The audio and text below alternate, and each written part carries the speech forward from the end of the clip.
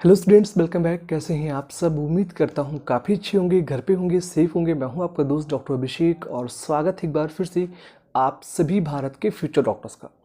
दोस्तों, आज है 19 जून, यानी कि 10 डेज़ इस मंथ का और उसके बाद लास्ट के 30 डेज़ जुलाई के। तो 40 डेज़ बचा है। अगर हम जो अभी तक की एनटीए की डेट है 1 अगस्त नीट एग्ज़ाम को लेकर, तो इन लास्ट के 40 डेज़ में हम कैसे पढ़ें, क्या करें, ये बहुत से बच्चे जानना चाहते हैं, लगातार फ़ोन कॉल करते हैं और कमेंट्स भी करते हैं। तो आज हम इसी पे बात करेंगे। दूसरी बात, काफ़ी बच्चे ये पूछेंगे कि सर एग्ज़ाम क्या पोस्टपोन्ड होगा? तो सबसे पहले हम इसी से आंसर करेंगे। देखो यार, अभी तक एनटीए ने या फिर एमएचआरडी ने अपनी ऑफिशियल साइट पे ऐसी कोई अपडेट नहीं दी एग्ज़ाम को पोस्टपोन्ड होने की। हाँ, संभावना है, बिकॉज अभी फॉर्म रिलीज नहीं हुआ है। फॉर्म रिलीज होने के बाद बच्चे फॉर्म फिल करेंगे, लगभग टाइम मिलता है 20-25 डेज़ का, फिर एडमिट कार्ड और फिर एग्ज़ाम। तो मे बी एग्ज़ाम जो है 10 to 20 डेज़ पोस्टपोन्ड होकर ये जो है सितंबर तक शिफ्ट हो सकता है। ठीक है, लेकिन पॉसिबिलिटी ये जो है मतलब एक संभावित है।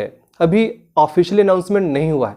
अभी आपको जो टारगेट है वो 1 अगस्त को ही होना चाहिए। ठीक है, सवाल ये आता है कि आखिर कैसे पढ़ें। तो यार देखो, अब एग्ज़ाम जब लास्ट के 30 या 40 डेज़ होते हैं ना, तो फिर हमें कुछ एक्स्ट्रा नहीं करना होता है। और यहाँ पर हमें मतलब जो चीज़ हमने पढ़ रखी है फर्स्ट ईयर की या 12th की, उसी को रिवाइज करना होता है और कोशिश करके हमें डेली एक सेट कम से कम कंप्लीट क्वेश्चन पेपर सॉल्व करने होते हैं। कंप्लीट मीन्स फिजिक्स, केमिस्ट्री और बायोलॉजी का कंप्लीट सेट टाइम के अकॉर्डिंग, जिसमें जो टाइम होता है आपको एग्जाम का 2 से 5, मैं चाहता हूं कि आप उसी टाइम के अकॉर्डिंग प्रिपरेशन करें। जैसे आप अनसॉल्व पेपर जो आपका मिलता है 1 सेट कंप्लीट, उसको आप स्टार्ट कर दें, 2 बजे से स्टार्ट करें और देखें कि क्या आप 5 बजे तक कंप्लीट सेट सॉल्व कर पाते हैं। और अगर कर ले रहे हैं तो फिर मतलब कितनी एक्यूरेसी है, कितने क्वेश्चन सही लग जा रहे हैं।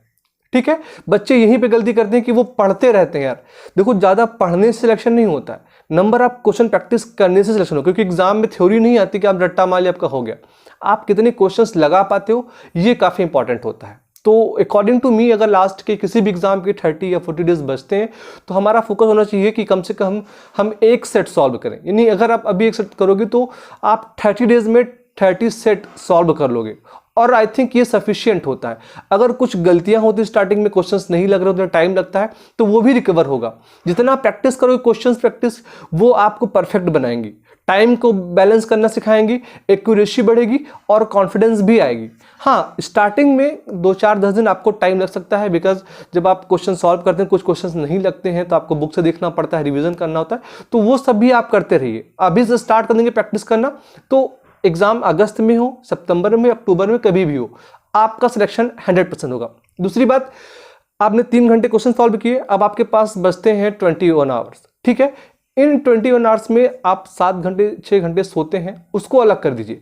बाकी का जो टाइम बचा है तो वो सब्जेक्ट मतलब तीनों को देना बराबर टाइम। मान लिया अगर आप 3-3 घंटे देते हैं एक्स्ट्रा फिजिक्स, केमिस्ट्री, बायोलॉजी को, तो आप 3 घंटे में वो चीज़ ज़्यादा पढ़िए जिनका वेटेज ज़्यादा है या फिर जो आपका वीक है।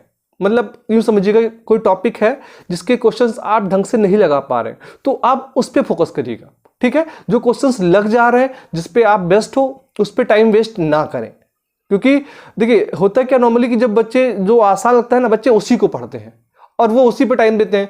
अब एग्जाम में आसान वाले आए 5 क्वेश्चन और टफ वाले आए 20 क्वेश्चन, तो 20 वाले छूट जाते हैं। तो आपको क्या करना है, बराबर देना है। जो आसान जो आप लगा ले रहे हो उस पे टाइम बहुत नहीं देना है।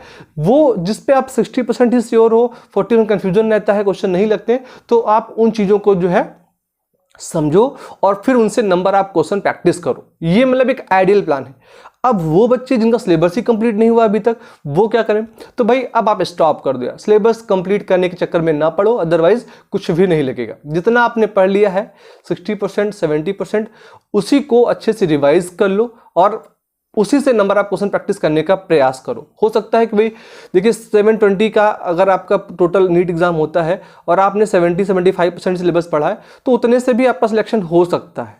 ठीक है, तो अब कहते हैं कि आधी छोड़ पूरी को धावे, आधी मूल्य न पूरी पता। ऐसा नहीं, जो चीज़ आपने पढ़ ली, जितना पढ़ लिया उतने पे जो है विश्वास रखिए और उसी को रिवाइज करिए। अब अगर कुछ नया पढ़ने का प्रयास करेंगे तो वो पल्ले भी नहीं पड़ेगा, क्योंकि प्रेशर एग्जाम पास आ रहा है, क्वेश्चन प्रैक्टिस भी करनी, रिवीजन भी करना है, तो उन चीज़ों में टाइम वेस्ट ना करें। ठीक है, तो मॉर्निंग से स्टार्ट करें और इवनिंग तक मस्त होकर पढ़ें। टेंशन बिल्कुल भी ना लें, क्योंकि टेंशन में कई बार अपना हम बेस्ट नहीं दे पाते हैं।